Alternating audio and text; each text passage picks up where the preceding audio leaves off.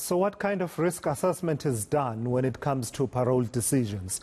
Let's hear more now from psychologist Dr Gérard Labuschagne, who joins me in conversation. Doc, thank you for your time. So there have been a number of these parole decisions in this week, and I'd like us to take them step by step, if you will. But let's start with the broad considerations, right? I've seen the word rehabilitation emphasized. As someone watching Zola Tongo being prepared for release later on in the year, will say, well, there's absolutely no way that you can rehabilitate someone who's been found guilty of murder, of orchestrating a murder. You work with these processes from time to time. Is it possible to rehabilitate a killer? I think we can't just look at the crime that someone's been convicted of. I mean, lots of people are in jail for murder, but a murder could be a husband who came home at night, found his wife in bed, and spontaneously murdered her. But a murder can also be like we saw in Velco many years ago, where a couple lured a young man to a graveyard, killed him, cut his body up, took his body parts home, skinned his face off the next day. Those are two very different types of murders, and you'll have very different types of risk profiles. So it depends a lot on the individual, not just the nature of the crime. So let's say, for example, Oscar Pistorius. I mean, I would probably go so far as to say he's probably is a low risk for reoffending. But would I want the Velcom couple out? Absolutely not. So you have to actually assess the individual. You can't only look at the crime that they've committed, the charge. But in the case of Zola Tongo, for example, and I don't imagine, you'll correct me if I'm wrong, I don't imagine that you've consulted with him. You're talking here about someone whose role in the murder was quite central in organizing and orchestrating and getting these people together for the commission of the crime itself. I would say that's difficult to see how a person like that can be rehabilitated. You are capable of recruiting others to this heinous crime. Yeah, I mean, I think, look, the law often does look at the mastermind of a crime in a more serious light. So I had a case, for example, many years ago where a wife got her daughter's boyfriend to pull the trigger and kill her husband. The shooter got, for example, 12 years, she got life sentence. So normally the law does look at the person who's the mastermind in a more serious light, because without them would this crime have happened? So perhaps you can take one step back and we can argue, but was Shreen Devani the actual mastermind? So again, it's not so simple. I do think we can start to question what kind of a person would knowingly orchestrate such a crime. Does it say something about their personality? But that would still have to be assessed to determine what level of risk does this particular person pose to society. And that's the point. We have to do proper risk assessments, not when they're coming up for parole, when they get into the prison system. So we know what we need to work on in the next 15, 20 years. And that person knows we can't expect people to rehabilitate themselves. They also have to be given guidance as to what types of courses and interventions do they need to do, so that when they do come up for parole, we repeat that risk assessment and say, well, you've got less risk factors now than when you started, which means your risk is lower. Some people end up having more risk factors. So in a moment, I'll ask us to focus a little bit on the case of Morne Haramse, the so-called samurai sword killer who got parole this week, and that's because you've been involved in consultations there.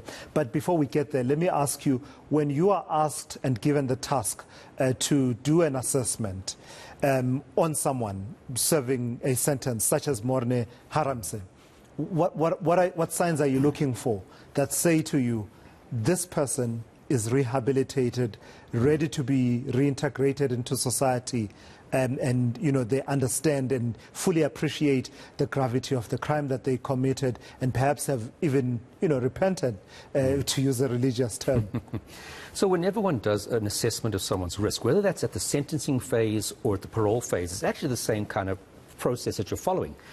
You'd look, for example, firstly, what kind of crime we're dealing with. Is it a sexually violent crime? Is it sort of straightforward violence? Is it domestic violence? And there are guidelines for how we would look at each of those and determine what the person's level of risk would be. So the types of things that you would look for would be, does this person have personality issues? Are they a psychopath, for example? Do they have substance abuse issues? Do they have mental health issues? Do they have financial issues? So the range of standard types of things that are evidence-based, meaning the research says the more of these you have, the more likely you are to reoffend. That's what you're going to be looking for in a particular individual. So you might be relatively low risk when you come into prison, but In time in prison, you might develop mental health problems. You might develop substance problems. You might start to have further behavioral problems and get into trouble in the prison context. You can actually end up with more risk factors by the time you get to parole than possibly when you started.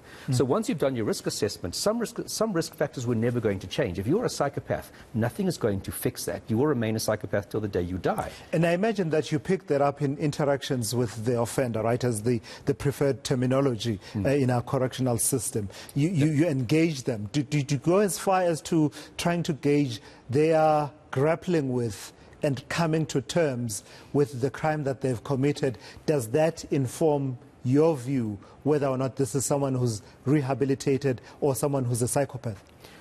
Yes and no. So the parole board seem to place an inappropriate amount of emphasis on, does this person feel remorse? Remorse, evidence has shown, research has shown, remorse is not going to be a deciding factor whether you're going to reoffend again or not. And unfortunately, we emphasize that as if the person's remorseful, that means that they are now cured. People can feel remorseful about a lot of things, but they'll do it again next week. I mean, the classic example I like to give is, a husband who cheats on his wife. He may feel remorseful the next day, but he's going to do it next weekend. So remorse is not a deciding factor as to whether this person is ready to go out and do something again. I know serial killers who feel remorseful after their crime, but they'll go and do it in 3 weeks' time. And they'll feel remorseful again, but they'll go and do it 3 weeks' time further down the line.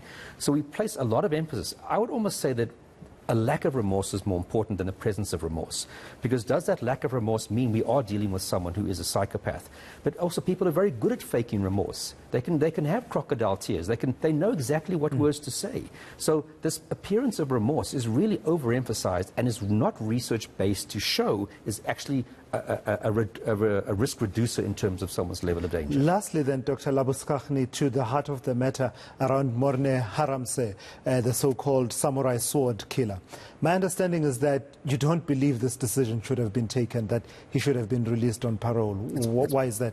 You engaged with the case, by the way. It's plainly a stupid decision. There's no other way to put that. It is reckless and absolutely bloody stupid to release Morne Haramse back into the society.